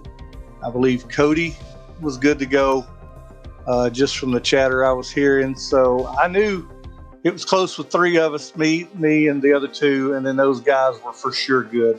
But I owe that to Dennis. Actually, I was getting ready to pull off in the tri-oval, and he gave me that last bump right before he might have did that to try to get himself clear of Graham, I believe it was. But I was literally fixing to hit the apron because we don't. It's not good to run out of gas and cause a wreck. That's happened a time or two with us. So he gave me that bump, and that was literally all I needed. That little bit. So I'm lucky to be here. I'm glad there were some lap cars mixed in because that probably helped me also. So, like you said, you take it how you can get it, and I'll take it. That's for sure. Yeah, I want to go and revisit something you mentioned there that I had forgotten about when we saw you move up to the high side there with Grant, trying to move your way forward, as you said, potentially right there being the move for the win. Eventually, with drivers pitting ahead, you ended up being the lead car, so obviously a little bit of a deficit in terms of saving fuel. But at that point, when you made the move out to the outside with Grant, did you have the confidence that you had enough fuel to get to the end at that point in time? Before I followed Grant, I had a lot of confidence. And after Grant moved down, the very first lap around, it started changing before the start-finish line. I had got it past the start-finish line during that run, and then after Grant left me in front, it started going the other direction. So when 3 laps to go, I knew it was going to be really close, and my light came on down the backstretch, and I was just watching it intently. I was actually watching my miles per hour more than anything, because if I started dropping, I was literally going to turn to the left and get out of the way, and just take what I could get. Again, I've already spoke about Dennis, but yeah, that's dude, I'm shaking. I was nervous. I didn't want to cause a wreck. I needed a good finish. And to get the wins, just a bonus. But that was crazy, man. Crazy.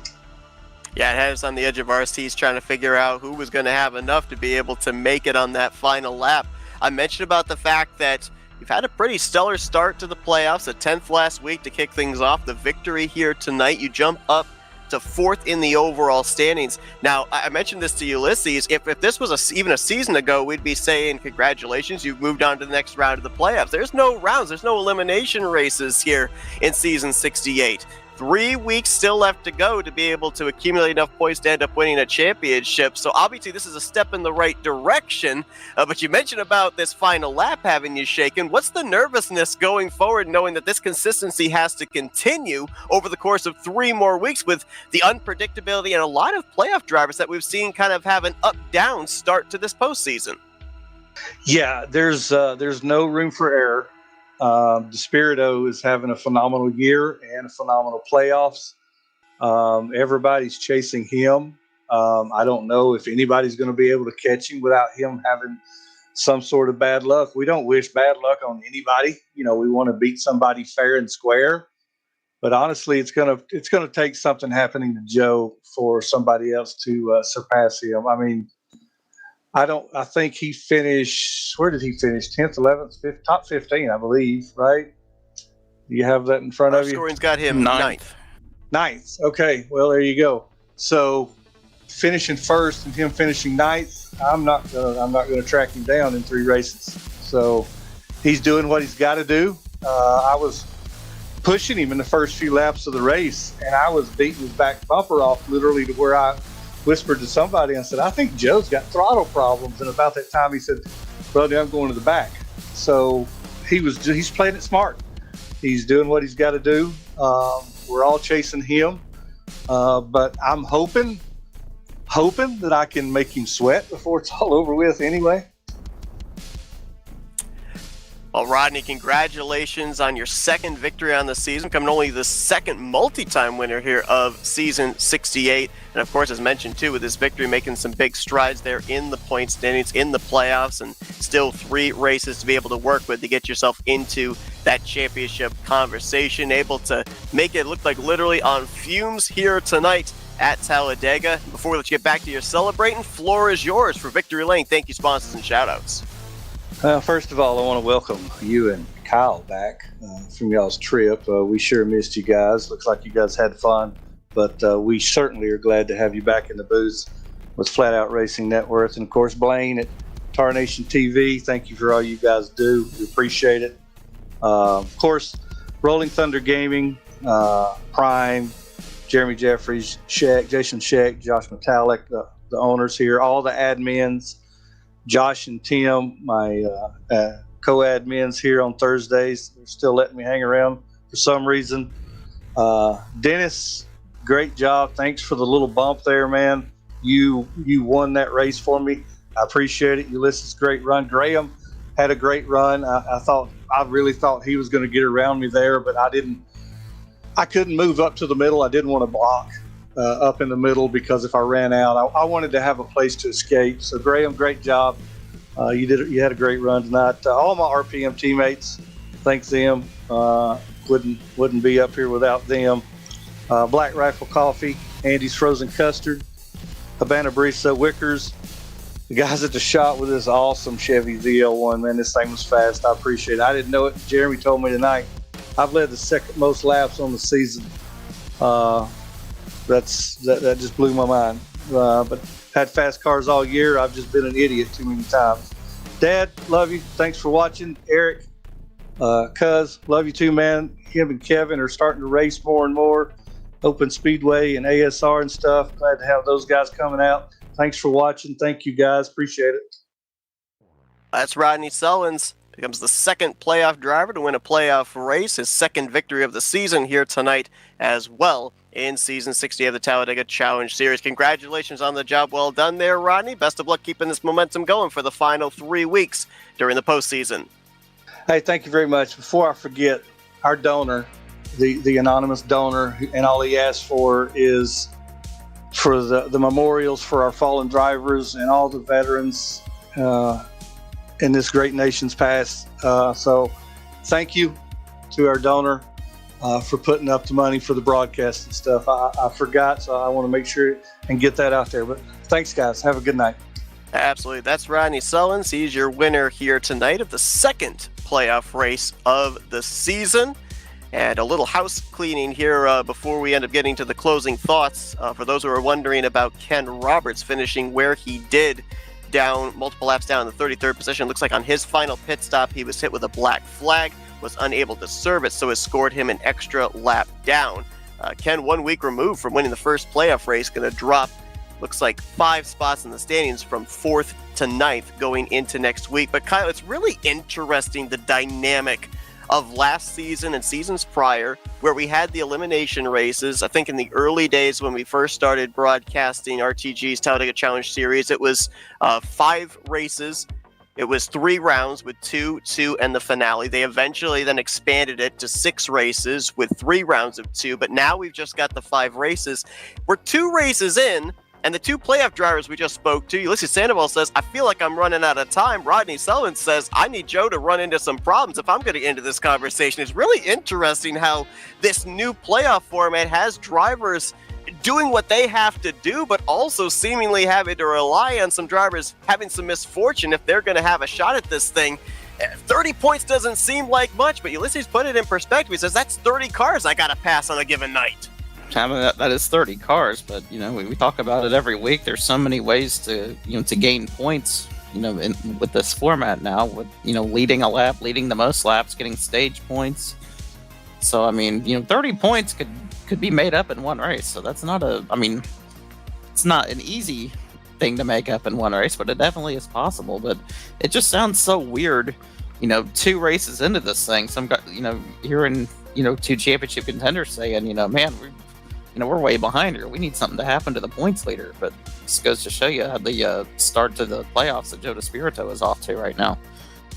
A lot of times, too, going back to the playoff system that had the rounds, normally the first race of a round, we would end up seeing a little bit of chaos, everybody wanting that automatic golden ticket lock into the next round, and then we would see things a little bit calmer in the second race with everybody knowing where they stood and where they were in terms of the cut line, what they needed to do to either stay ahead of or to move in to whatever round we were approaching.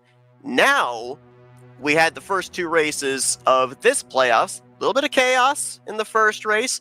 A little calmer here tonight. We had a couple of cautions early, but those early cautions led to the fuel number being really close for a number of drivers to be able to make it just barely across the start-finish line on what they had in the tank. Next week, the middle race of this 5-race playoffs. We've seen a bit of a survival fest, and we've seen a fuel strategy race. Now at the halfway point, what do you think we end up seeing here? Do we see a little more of the same of one of those two races? Do we see something entirely different? Because it almost seems like, and I don't mean to say that the previous 2 races, tonight, last week, and the upcoming 2 races, playoff races 4 and 5, don't have any bearing, but it almost feels like next week is going to be the make or break it week for who is going to have a shot at the championship in 3 weeks. Yeah, you're going to have some drivers feeling some pressure heading into this week. I'm not sure how the points look right now, but the drivers at the bottom of the standings right now, they're definitely going to feel like, okay, this is we need to do something here, or it's practically over. We're not going to have a chance to win the championship. So could see some desperate moves by some desperate drivers next week. We'll see, but the way this series is, I mean, we say it all the time. We never see the same race, despite the same drivers, the same track, the same setup. We get something different every single week. So the unpredictability of the series is so much fun to watch. Well, we heard what a couple of playoff drivers have in terms of their mentality going forward. Up here in the booth, all we could say is with what we've seen so far, it is shaping up to get really good at the close of this season. 3 playoff races left to go. Everybody is still trying to run down Joe DeSpirito, and they'll have a shot at him next week, next Thursday night, 9 p.m. Eastern Standard Time, as we'll hit the 3rd playoff race of the season. So far, back-to-back playoff races have been won by playoff drivers. Ken Roberts last week. Tonight belongs to Rodney Sullins as he joins Tim Nofsker as a multi-time winner here in season 68. Jeremy Jeffries, he will move on in the bracket challenge, so we'll be following him versus Denny Carroll next week as Joe DeSpirito awaits his opponent in the bracket challenge championship, and we hope that you guys will join us for all of that next Thursday night. The playoffs will reach their midway point next Thursday evening. For Blaine Donlin, Kyle Matthews, I'm Seth Cole. Be sure to join us back here next Thursday night for the continuation of the playoffs for season 68 of the Talladega Challenge Series right here simulcasted on the Flatout Racing Network and Tar Nation TV.